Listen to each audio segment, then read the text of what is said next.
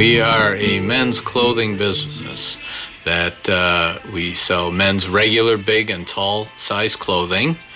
We've been here for 90 years. We also have ladies' sportswear and casual wear in the store too. We have everything for the guys, from shoes all the way up to hats, to suits, to sport coats, dress pants, casual stuff, jeans. We do the alterations right here. There is no charge for them, something that most places don't do anymore. Kind of like an old-time store that's still around and flourishing. Yeah, and I think the tailoring is a big, big deal, right? I mean, I've purchased a few suits in my life. Mm-hmm. Nobody does that.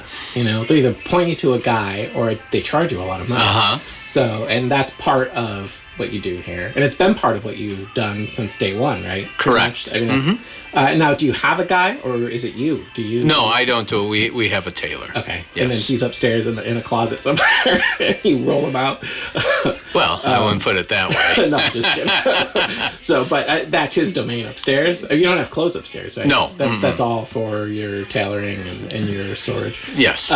So now, when you first started, what was the inception of the store? Was it always men's fashions? When they started in 1929, it was men's and boys. So over the years, the boys went out, and then we brought in ladies in the 80s.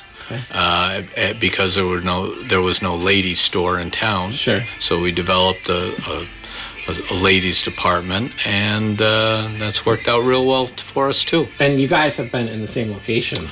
Yes, we started off next door in a smaller building in 1929 and moved into the corner here in 1957. Wow. That's crazy. And, you know, that hardly ever happens anymore, to have one location. Mm. And you've been a cornerstone, no pun intended, because you're on the corner. But this location is huge. Everybody knows the store. When you come down the street, either street, you tend to see the New York store. You know, so... Yes, we're visible. Yeah, you certainly are. Now, over the years, Lancaster's changed greatly. So when you first started, it was more of an agricultural, smaller, I wouldn't even be considered a suburban town of Buffalo, really, at that point, right? I mean, it was kind of its own... It was probably more... I mean, there was a lot of farming out this way. And over the years, the mix of what we carry has changed, too. To accommodate, sure. The changing times, yes. Right. But you guys have really influenced the town. You've been a magnet in the town, and you've provided stability when there wasn't stability in town, right? I mean, as far as you've stayed here. I mean, just by the nature of the fact that you guys have weathered all sorts of storms, and now you've come through the other side. And you were a catalyst for the redevelopment of Lancaster, I think, in a lot of ways. I mean, if you took this building and you were gone, that's a huge hole to fill, right? Oh, yeah. And so with it, I mean, it's an inspiring thing to know that this has been here for this long. The other businesses that are smaller, that are starting to fill the shops in town, you know, you're an anchor here. So if you just looked at it like you're... now, tell me about your father. So was he originally a tailor? No, actually, my grandfather started the business. Okay. In 29, he was not a tailor. He was an immigrant who had come over from Russia, and he got into the business. And then my dad joined the business when he married my mother in '53. Wow. So. And it was in this location? Yes. Mm-hmm. Wow. So did your dad do the typical come in through New York, make his way up to Buffalo? Well, my grandfather. Your grandfather. Right. Yeah, he came through Ellis Island, and they had some relatives in Buffalo, so they got to Buffalo, and that's how they ended up so here. Many immigrants. It's my family story, too. Same thing. Ellis, relatives in Buffalo. Well, first Williamsport, relatives in Buffalo, then up to Buffalo. And, you know, as immigrants, now your grandfather back in Russia, did he have any experience doing this?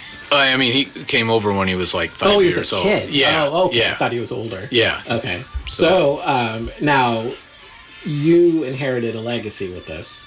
of course. Selections. Is there anything like seasonally? Obviously, you change everything out. Right. I mean, we have things come in all the time. We do do a lot of big and tall sizes, which are really tough to find for people, and they're not ridiculously priced.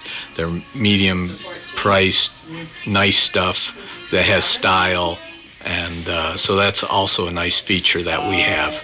That's awesome, actually, and it's a specialty of yours. Right. Okay, and so outside of that, you have your tailoring. That's a big deal. You buy a suit, you get it tailored. You do big and tall. Anything else that's unique to? Well, like I think your selection's from fantastic. everything from shoes to hats and everything in it's between. A full service, Right. Store. Honestly, your selection's like incredible. It really is. But you guys do all the buying, so right. I mean, you don't have a guy. It's No, you. yeah. So it kind of tells you the quality. When I was a kid, we had a lot of mom and pop clothes stores, and the selection is 10 times better than anything you could find in any type of chain. Always, because you're the tastemaker for the store. Right. You know, this is you, really. This is your taste, and you got great taste, so the store's got it. No, I mean, we're fortunate. We have nice customers. We have a lot long-time customers and families, and I've seen kids grow up, and I know my dad, my grandfather used to see people grow up, and that's kind of nice. It's not only is it work, but it's like fun, because you get to see these people, and you know them as a friend, as a neighbor. Yeah, I grew up in a family 32-year-old business. Is the same thing. It wasn't quite as old as yours, but it was awesome. People, guys would come in that knew me when I was standing on the stool on Saturday afternoons at the counter. And that's a really cool thing. And again, it's a rarity as we progress in this world today. Yes, it is. But I mean, that's your value too, and that's the thing that you can't take away. It's a family-run business that's been here for this long is a big deal. That's why I wanted you on the show. It's about small businesses and family-run businesses in small towns. So that's all about you.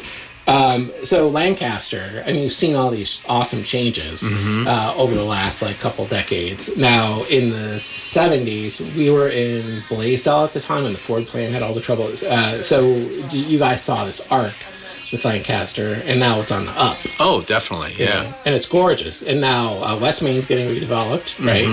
And we've seen the redevelopment of Broadway and Center. Is the Center? Central. Right? Central. So on Central, that's changed significantly, even in the 4 years that I've been back. It just seems like it's constantly it looks improving. So much better. Oh, it's amazing. Yeah. But again, do you feel you were a catalyst for some of this, I believe? Well, we're here. Just by your... We didn't go anywhere. Well, there's an adage about that too, and I can't remember what it is, but it's about, the guy, you just stay put, and eventually, right? But I mean, you did help. I mean, like I said, if you were gone, it really would have affected everything, and you weren't, and it was an inspiration, and it was stable, and that gives people who are like, you know what, I want to open my business in Lancaster, the inspiration to say, you know what, if they've been there, I can do it. Yeah, totally.